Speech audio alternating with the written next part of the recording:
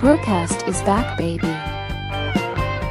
This BRUCAST episode is brought to you by the BRUCAST Store. Explore a store filled with awesome goodies from hoodies to t-shirts to mugs. We've got you covered. Stay in style with BRUCAST. Embrace the shock, set the trend. Visit now brew-cast.com/store. Link below.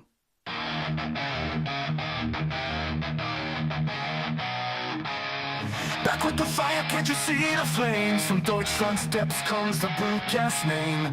Voices like thunder breaking all the chains. Unleash the fury like a runaway train. Alright, hi everyone, welcome back to another BRUCAST episode. If it's your first time watching the show, make sure to like and subscribe. If you're listening to Spotify or Apple Podcasts, please rate the show 5 stars. This will ensure that the podcast recommends to even more people and allow me to keep doing what I love. BRUCAST also on Instagram, X, and TikTok, where I upload shorts with the highlights of the show. So follow now, BRUCAST on Instagram, X, and TikTok. Links in the description below. Hey there, BRUCAST fans, welcome back to another BRUCAST episode. If you haven't subscribed yet, please make sure to like, comment, and subscribe. You need to support the channel, guys. Please leave a comment. I want to know what you guys thought about today's episode. As you're going to see, we have a very interesting guest. Her name is Judith Belmont. And so yeah, before anything, guys, comment, like, subscribe. And yeah, let's start. Let's start our podcast. Let's welcome Judith in. How are you doing, Judith? I'm doing great. Thanks for having me. Thank you so much for being on the show. As I mentioned during the introduction, it seems that you're a very interesting guest. And you wrote 11 books, am I right? Yes. Yep. Yes, I did. Could you tell a little bit more about who you are and why you wrote all of those books to the audience? Okay. I was a therapist. I'm now retired. But I also was a trainer for a continuing ed organization in America that provided continuing ed credits for other therapists, and they were also a publisher. So that's how I ended up publishing books. I never really thought of writing books, but it turned out to be a good synergy with this company, and I ended up writing quite a few books for them as well as for other publishers. And they all have to do with basically practical hands-on tips for self-help and emotional wellness. They're all similar, but obviously have different topics and geared towards different audiences. But basically, it's all about practical, actionable, hands-on things you can do to improve your mind and improve your life. I like the actionable word, because whenever I personally am looking for help, it's always like, oh, you need to have less stress in your life. Like, okay, bro, what exactly you mean by that? So could you give us some examples of the actionable parts? Right. So if you think, okay, I know I'm thinking irrationally, but I don't know what to do. What CBT does, which is part of what I write about in my books, Cognitive Behavioral Therapy, gives you techniques on how to identify what the irrational thoughts are and how to what's called cognitively restructure and look at thoughts in a different way. It's not as complex as it sounds. Cognitive restructure sounds like a kind of a tough thing. But basically is you write down your thoughts and ask yourself, is it rational or irrational? Such as, he never listens to me. Write it down. If you're upset about something, you write it down. He never listens to me. What is the magic word there that you know it's irrational? Never. The word never, exactly. It's all or nothing thinking. All or nothing thinking is an example of a cognitive distortion. So what I like to do is help people figure out what are cognitive distortions and how to change them into healthier ways of thinking. So in this example, he never listens to me. Well, no wonder why I'm immobilized and so angry, because it's all or nothing thinking. So how about he often doesn't seem to listen to me and it's upsetting to me.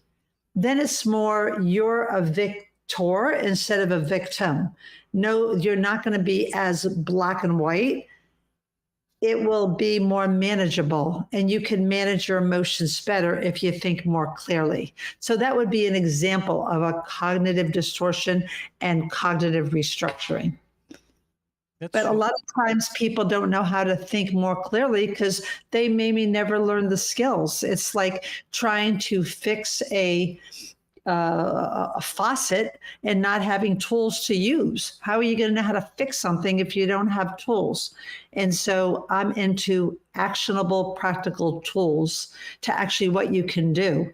It's one thing to say, oh, think more clearly. Well, how do you actually do that? One of the ways that you can do that is then writing it up and then, writing it down. I'm sorry, writing it down and then reading it again to see if there's anything too irrational in there. Right. And then, well, that's like an example. And then there's like logs you can do, different activities you can do to make sure you're on track. So, for example, if you think, I'll never get over this. He was the only one for me after a breakup. I'm thinking of a client that I did have that said exactly those words. And she was 17 years old. And he was the only one for me. I'll never get over it. And I actually saw her because at that time I worked in a youth guidance center and it was before cell phones. It was in the late 70s. And she ran in front of a car because she felt like her life was over. And obviously that was irrational thinking. And the police brought her in to the mental health center. And so I said, basically I taught her how to look at things in a more rational way. I'm very hurt because he broke up with me is different from I can't stand that he broke up with me and I'll never love again. There's the cognitive distortion is fortune telling. How does she know she'll never love again? In fact, about 2 weeks later, she had another boyfriend. So a lot of times people think in permanent ways, but it's actually temporary. So that would be another example of, are we thinking in temporary ways? It's hard to get over this versus I'll never get over this, which is in a permanent way. That's so interesting. I know that us as humans, we have a problem with perception of time, and I know that because I like to eat chocolate, right? And the thing is, when you eat just one today, you don't feel like you're getting fat. But then if you eat another one tomorrow and then another one the day after tomorrow, of course you're getting fat. But your perception of time is so, I don't know how to describe it. It's like you don't notice because you're just living in the moment, and in the moment there's no reaction to it. So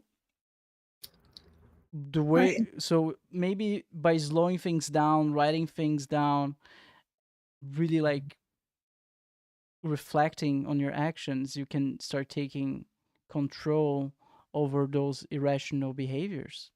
I would give my clients a magnifying glass. And that was a trigger for them. It was a visualization of how to be a thought detective, to detect what your thoughts are, because if you're feeling badly, you can't tell someone, just, snap out of it. Don't feel bad.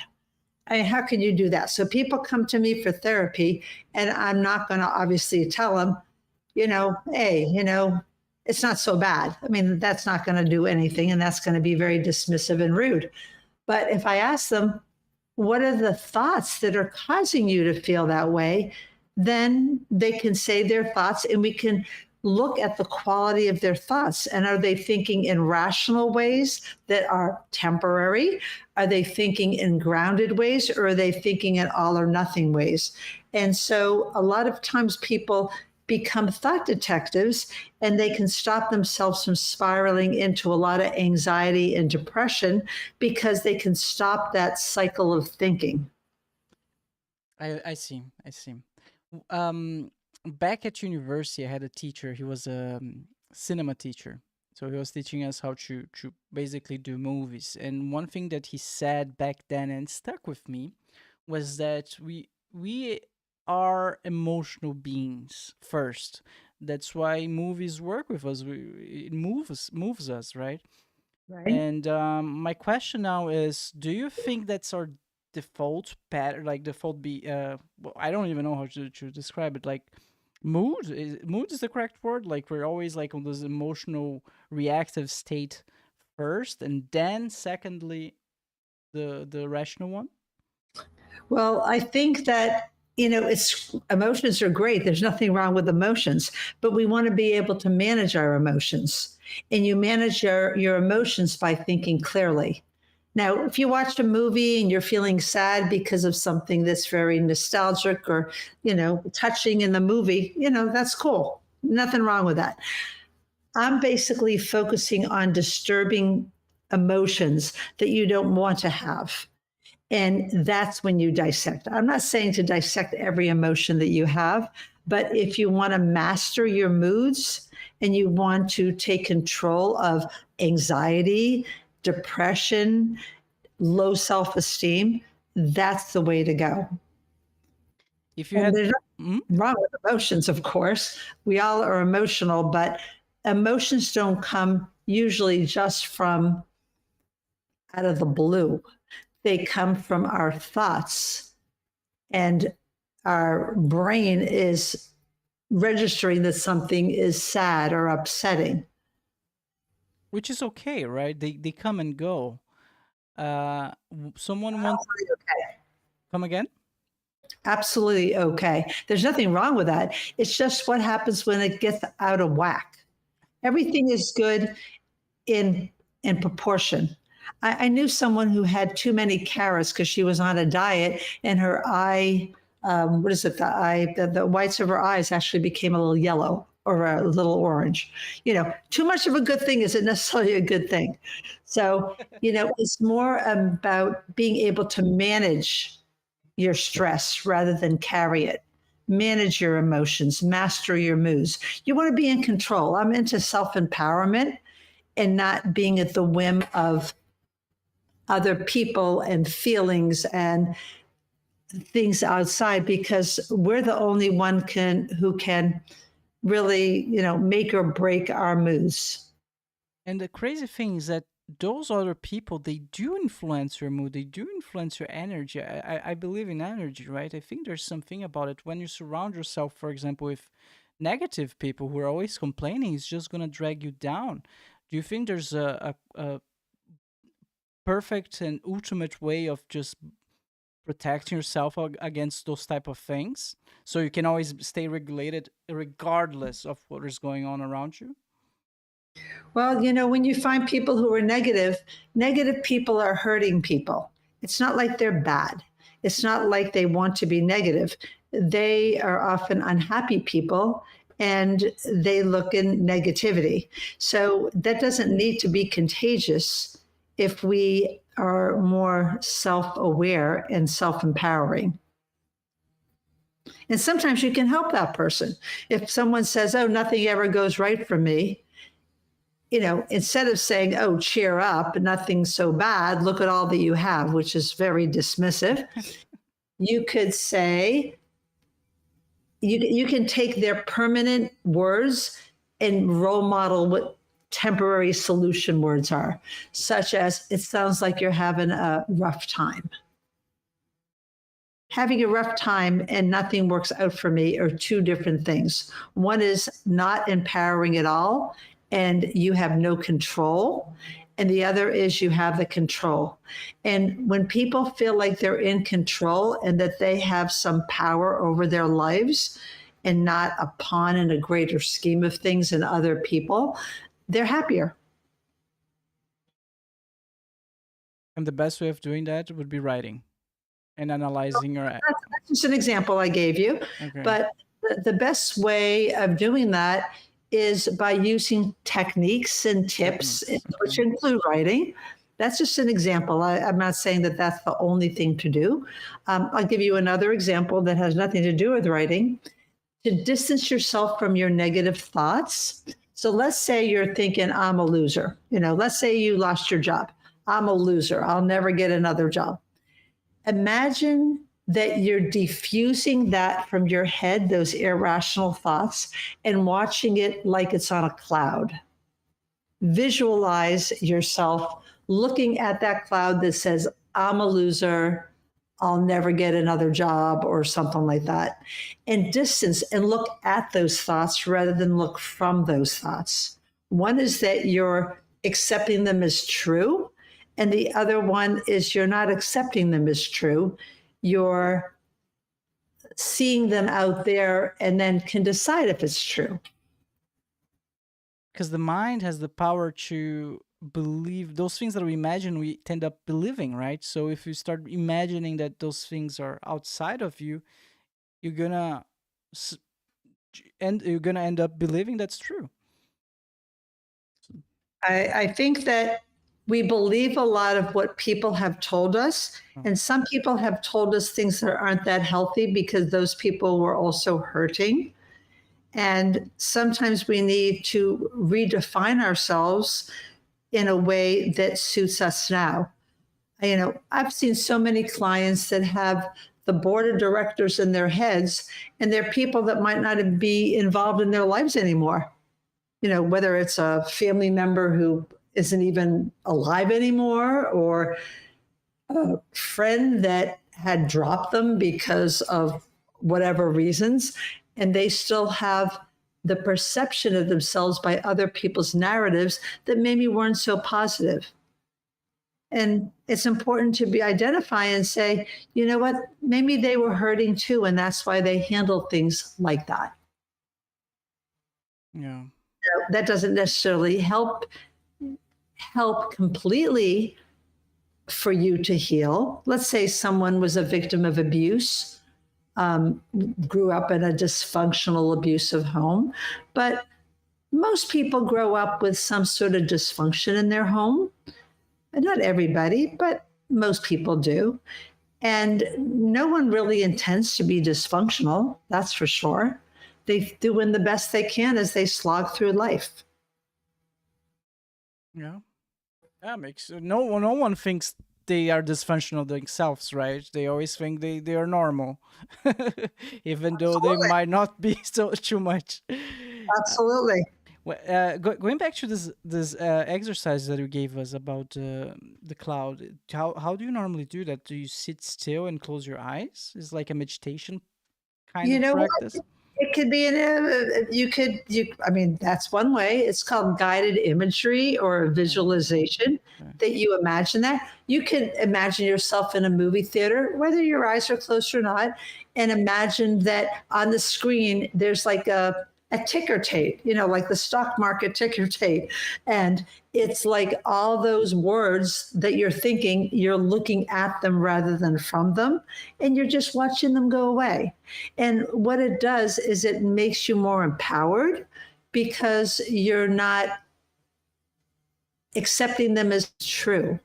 Constantly ask yourself, if you're thinking disturbing thoughts that are causing disturbing emotions, constantly ask yourself, is this fact or fiction? Am I telling myself stories with my own skewed narrative, or is this actual fact? And a lot of times what we take as facts, such as, she annoys me, we take that as a fact. Well, guess what? That's not a fact. That's fiction. That's a story we're telling ourselves. I'm stressed, often when I'm around her. That's different because it's not blaming her for stressing you out. I mean, I've so often heard people say things like, oh, she makes me so angry. Well, we're not talking about abuse here with young children. Obviously, you could, do a lot of damage. But in sort of general, non-criminal kind of behavior, no one really has the power to do that over you. Yeah, especially if you're an adult. I once heard that once you're an adult, you're responsible for everything. You're responsible for your own emotional well-being, and you cannot start blaming everyone forever. You need to take up some be responsible for who you put in your life and how you react to those people. That's up to you. And I think that's one of the value that can people can take out of your books, right? You teach them all those different techniques, which in my opinion should have been taught in schools. Those, you correct me if I'm wrong, but those are what it's considered emotional intelligence, right? Yep. I really wish that I learned a lot of this in school. I learned it basically in grad school. Really? And I never learned all this Oh, before. you never learned. Okay, yeah.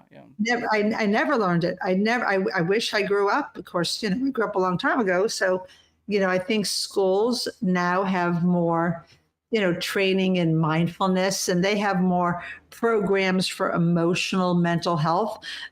Certainly not when I was raised. And I had to learn it later on. And I was in the right profession to learn it. If I went to engineering or another school, I might not have ever learned it. Mel Robbins, I'm not sure if you're familiar with this writer.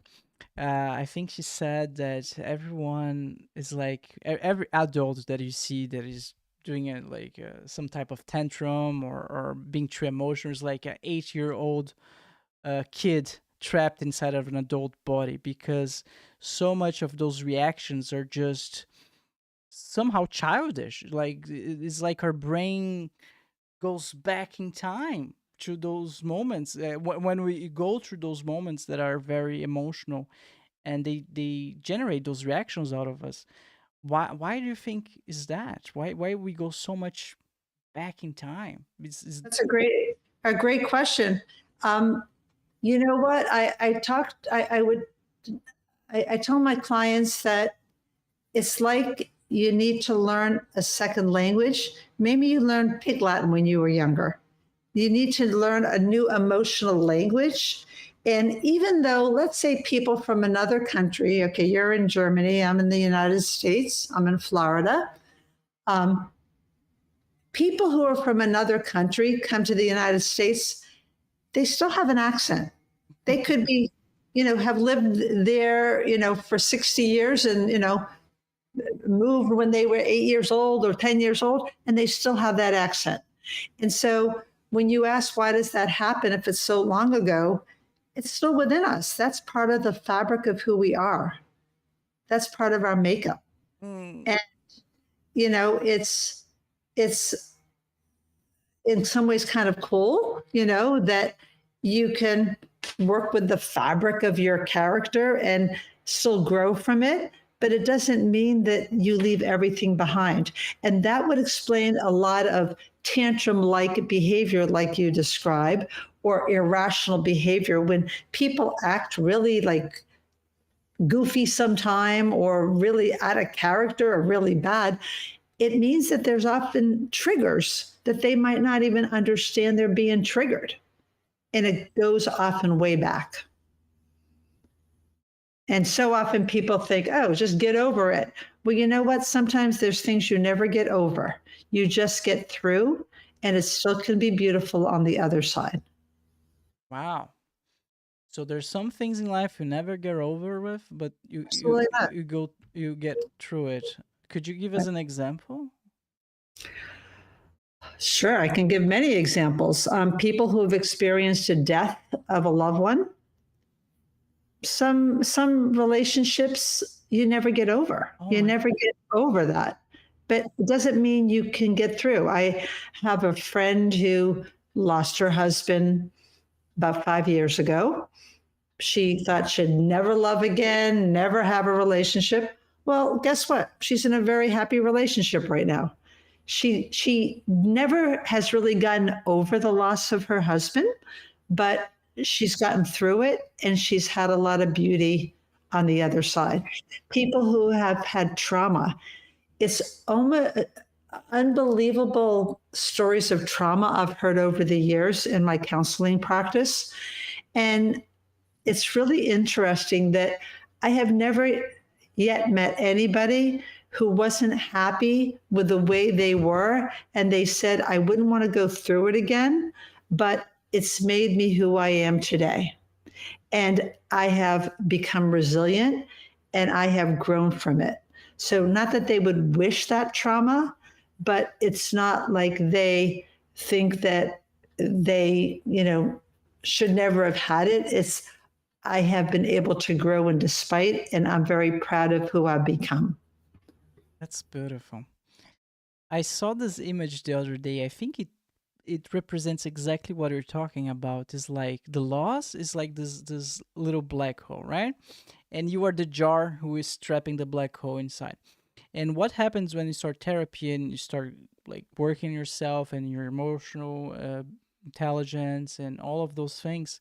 What happens is like the little black hole do not get smaller inside of the jar. It stays the same, but the jar grows and grows and grows. And at some point, you're the jar, right?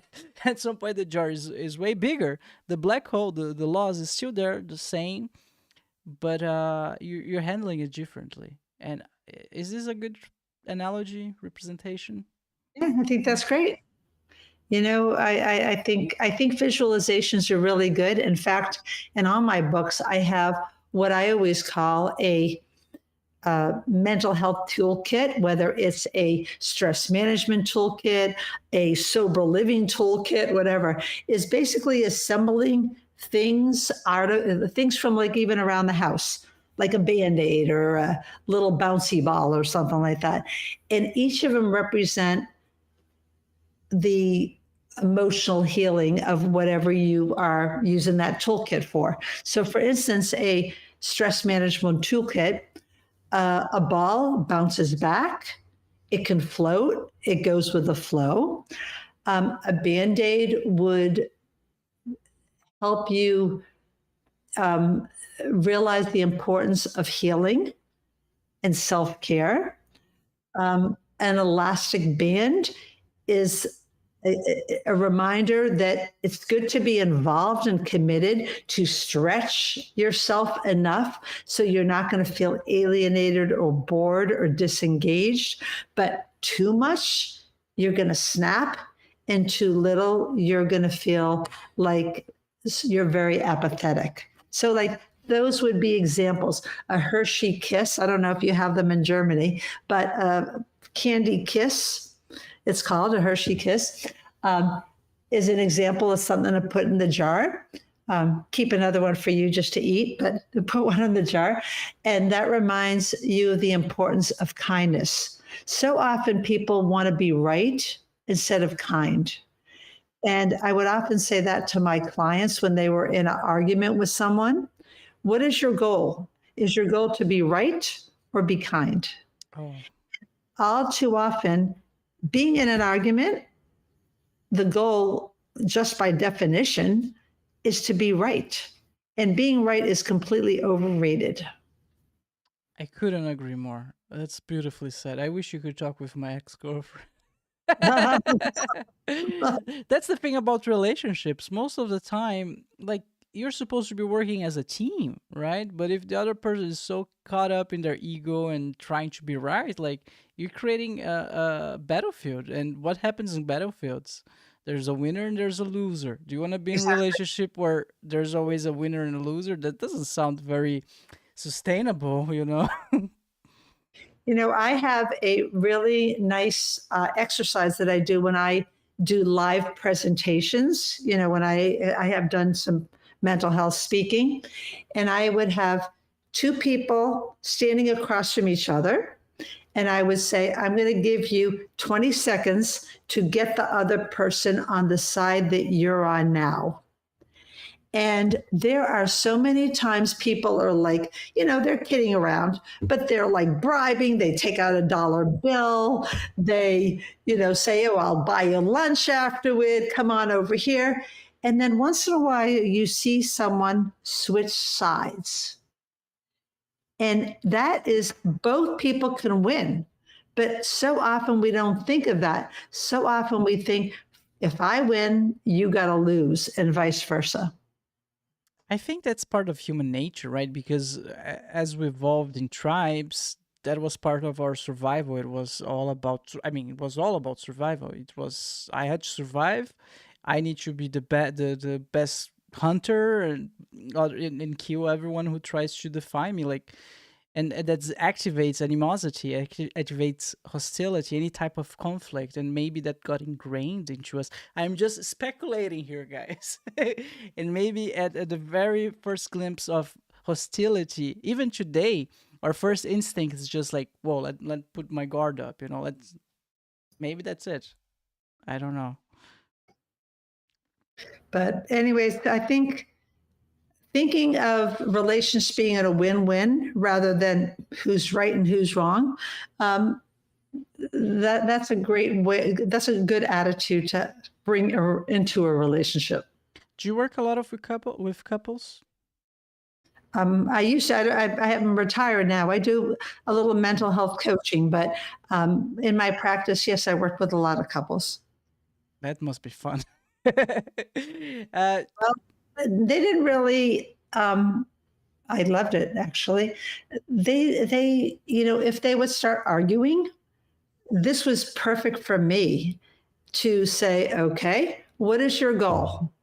And they would say, well, I want to show her, or I want her to understand. I said, do you realize that? Let me tell you about assertive, non-assertive, and aggressive behavior. Aggressive behavior is getting someone to change. Assertive behavior is asking for a change. What do you think you're being like? And I have a lot of handouts and worksheets so people can learn those skills that they really never learned. And so they would have to identify it on a sheet. Well, I guess according to this, I'm doing a lot of you statements, which is you should have known that. You have no right to do that. So I guess I'm being aggressive. I said, okay, well, what would it sound like if you were assertive? Let's change the you statement, you should know better, into an I statement. I wish you would have known. One is more respectful. The other one is very judgmental and disrespectful. So that would be an example of the importance of learning good communication skills along with thinking more clearly. When you use we instead of I, it's like you're assuming, right? You're assuming something that does not belong to you. You're assuming like whatever, the direction of the conversation, emotions, and does not give the other person the chance to clearly express their own. It's right. Yeah. But when you use you, that's like the worst, because when you use it doesn't mean you can't ever use the word you, and because obviously that's okay. But if you use you statements, they are attempting to change someone else. You should know better. What were you thinking? That's a rhetorical question. That's actually not a question. It's really a put down disguised as a question. That's called a rhetorical question. Judith, would you say that in a perfect, wonderful world, those are things that would have learned from our parents? Because those are very personal, right? Like how we communicate with like closed ones. Yeah. Yes. It would be nice, but a lot of people don't grow up in such healthy households. Yeah. Their role models, maybe, their parents were arguers, or they're fighters, or they were yellers, or whatever, and it's not really about blaming them, because people can only be as healthy as they are. People can't give you what they don't have to give. So if they knew better, they would do better. But sure, in a perfect world, but we live in an imperfect world, and we're imperfect human beings. Oh yeah. And that's okay. But learning the skills of what can help you be healthier. I'm into authenticity, not perfection. A lot of people, I had a client I remember once that said, I have this many failures and I can't afford one more. And she was a perfectionist. But look at what she told herself. All these failures, and she has no leeway for failing. That's a terrible thing, because maybe she grew up with parents who were very hard on her and perfectionistic. But regardless, it was up to her to learn the skills now of how to give herself a plank instead of a tightrope. Give herself a big plank to fall. And you know what? Failures are always on the road to success. Mm. The people we think of that are the most successful people in the world failed many times. Edison said, "I've failed. I didn't fail when I." This is an exact quote, but this is the way the quote kind of goes: "Is I haven't failed 1,000 times in developing the light bulb. I've found 1,000 ways that didn't work." So you need to, quote, fail. You know, Abraham Lincoln, one of the very famous and popular U.S. presidents in history, he lost the family farm. He lost his store. He had failed attempts at being a governor. He had so many failures, but he ended up being a success. So it's a very inspirational. Michael Jordan was cut from his high school basketball team. Really? For not being good enough? Yeah, he wasn't good enough. Walt Disney, the creators of Disney World, Disneyland. I'm not sure if there's one in Germany, but there's one in France, and there's one in China, I think. He was fired from his first job because he also was told he wasn't creative enough. Oprah Winfrey was fired from her first job. So failures are only stepping stones for success. I think Katy Perry also in high school, like some of her bullies created a Facebook group saying Katy Perry will never be successful, never gonna be famous, something just to bully her, right? And we all know Katy Perry now, so.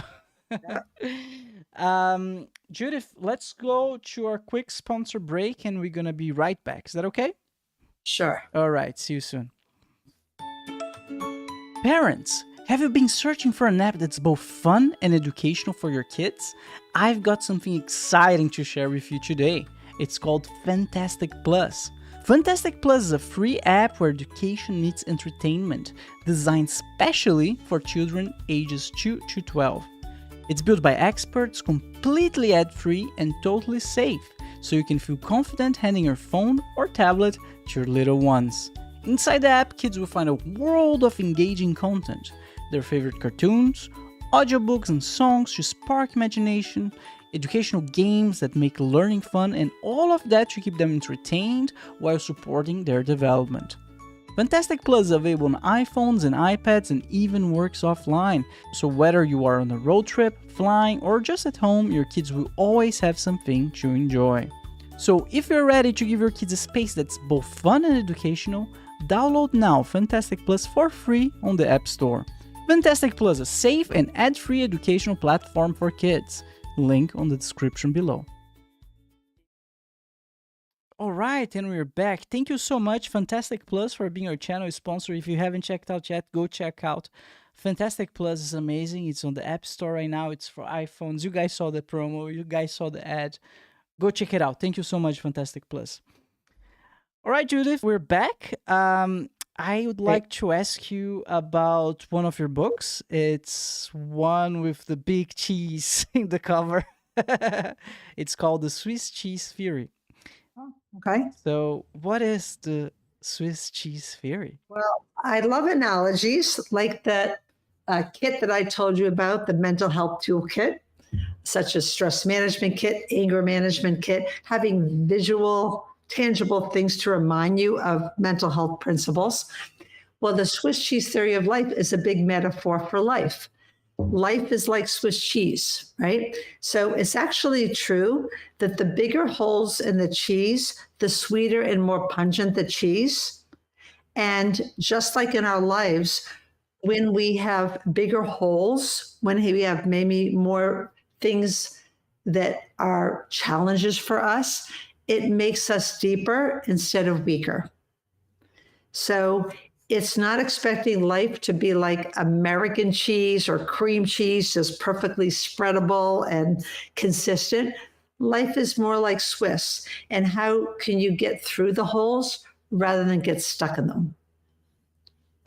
Beautiful. Okay, so but you're not telling everyone go create problems in your life just so it's harder. That's not the point. It's like the problems they gonna come no matter what, and you need to see them as an opportunity. That's it. More or less what you mean? Yeah. It's like common sense that life isn't fair, but oftentimes we treat life like it should be fair. And I will never forget when I was in college and I was in a big lecture hall in psychology for a psychology class, and someone yelled out after getting her test grades back, "It's not fair. It's just not fair." So obviously it was inappropriate in front of this big lecture hall. She wasn't going up to him afterward. And the professor said something that stuck with me all these years. And he said, "You know what? Life is not fair. And it would be nice, but some people die before others, and that's not fair." And I remember thinking, what a strange thing to say. But I realized that is like the precursor for cognitive behavior therapy. That we have certain fallacies or expectations and shoulds in our lives, such as, yes, it would be nice if things were fair, but what are you going to do if it's not? You do what you can to stand up to it, but you can't change the world. You can only change your response to it and how it affects you. That sounds healthy, that sounds healthy. I'm gonna be honest, for many years I would like just foster resentment and anger towards many things that I could not change. Like it wasn't until very recently, I'm 32 now, right? Let's say 28, 27 maybe, that I started realizing that if I did not change how I would approach things, I would carry this resentment towards through my whole life. Right. Yeah, and it's like, And it hurts too. And that's why forgiveness is so big. yeah. Because if you can forgive others for not being who you hope they would be, and forgive yourself for making some missteps and some bad judgment, and forgiving yourself for not knowing then what you know now. I have this saying that I really like: forgive yourself for not having the foresight to know what's now so obvious in hindsight. I love it. I love it. Oh, I love having therapists on the show. I feel so much lighter already. It's beautiful. Judith, so CBT, right? Cognitive behavioral therapy. How different would you say that is from talk therapy, for example? Well, cognitive behavior therapy, and the only reason I'm mentioning that is that's the topic of my latest book, number 11, which is 110 CBT tips and tools. Cognitive behavior therapy is the most widely therapeutic form of therapy in the world. And when people talk about talk therapy, they're usually meaning CBT. There's other types of therapy that incorporate CBT, and then they have maybe more emphasis on mindfulness or acceptance, whatever. But talk therapy is really often using CBT. Now, the only type of therapy that doesn't use CBT that I know of that's predominant, I guess there's always offshoots, is psychodynamic, more Freudian therapy. And that's looking at the past and trying to focus on past to free you and go back into your childhood, whatever. But that can be very time consuming, very costly. And how does that help you develop skills now? Now, I'm not saying that there's no place for that type of therapy, but that is not a here and now therapy. That is more delving and uncovering type of therapy. But I would say probably 95% of people who do therapy incorporate some CBT in their work. And that's kind of talk therapy. Now, some people might not have as much emphasis on practical hands-on skills. And I think that that's kind of a shame because, like, sometimes I would see clients and they had gone to other therapists, and I would say, well, did they give you any tips on how to communicate more effectively if they had a problem, let's say, in communication? No, because a lot of people don't know kind of hands on tips. And I find that a shame because just talking without giving people the rod and the bait to fish, that saying about you can give someone a fish or you can teach them to fish and they can eat for a lifetime instead of just for that meal. So I think talk therapy is fine, but I think that it's important to give people tools that they can practice. So what some of my clients would say is a lot of the work is really between the sessions. It's like if you were want to get physically fit and you have personal training once a week, that's not going to get you physically fit. You want to learn the skills of how to work the machines and how to do the exercises so you can practice on your own. So by the next week, it can be bolstered and supported and added on. But it's really that work between the sessions that's really the majority of the work. Where you're actually practicing the tips that you got from the CBT this therapy. You're practicing, maybe you're doing a journal, maybe you're writing in a log, like I have different logs and forms and things that you could actually, work on the skills rather than, oh yeah, okay, now I know. Well, you know what? You might know better, but you can't necessarily do better until you really undo some of the old habits.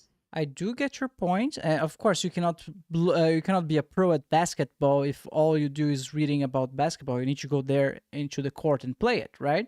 I get that, but isn't like playing devil's advocate for a second, isn't that in a way just avoiding the core symptoms?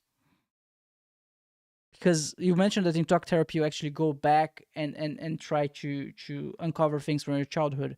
And from my perspective, that's where the core problem usually lies. I think it's informational, and I think it's very important to do that. But if the focus of therapy is doing that, I can't see it being in general that helpful. If that's the only thing you're doing. If, some people who are very psychodynamic, they don't talk about what's going on hardly at all. They talk about what's that. Now, obviously, there's people who aren't as extreme and they incorporate both. And I'm very actually psychodynamic, which means, insight oriented based on early childhood, let's say. I'm very in tune with that. And I think it's very important. And definitely I would talk to my clients about that. But the focus is not blame and not being stuck in it, but growing through it and making peace with it and having what's called a growth mindset instead of a fixed mindset. And instead of focusing on things that happened that can't be changed, focus on how you can incorporate it into a healthier life with a healing and growth mindset, where you define yourself by changing and evolving. Yeah, that's beautiful. At the end of the day, you're helping people live a better life today, which might some argue is the most important thing. So, right. Yeah. It's so very important to look back. Yeah. But, just think of a photo album. You could spend your life looking at, let's say you lost a relationship, whether it's a girlfriend or a boyfriend or, a parent or whatever, and you spend a long time just looking at the old pictures. That's not going to do much for you. But it's nice to have it, and it's nice to be able to reflect and review, but you don't want to live in it. You want to live in today, and living in today is called mindfulness. And in my books and many other books that have to do with self-empowerment is how to be aware now, how to live in the present with an eye on the future, understanding your past, but be more immersed in the now. a lot of people are not that good at being present. They have a lot of stuff going on in their minds. That's for sure. I also work in the gaming industry, right? With gamers and developers. And yesterday I went out with some friends and we were talking about like what games we play, and they all said, "Oh, we play games, but we also have like YouTube videos running in the background." I was like, "Bro, this is like you're about to develop ADHD if you don't have it already." It feels like, but but the thing is, Judith, at least in my world, like the gaming world, it feels like everyone is always occupied with a podcast. I love doing podcasts, but people also love listening to them all the time, which I mean, it's great, but they never stop to actually feel their feelings. They're always busy, busy, busy. And my question is, and my question is, how much, what's percentage of the population would you say that actually does the work of turning it off at so like and listening to their feelings? You know what I mean? Like do the work that is necessary in order to slow down. I'm not sure if I made my question very clear, but I understand. I think that I don't have percentages. I wouldn't pretend to know things I don't know. But I do know that it's very common for people to not to be mindful. For instance, I remember someone, I heard a speaker say, did you miss breakfast today? And I'm thinking, no, I ate breakfast.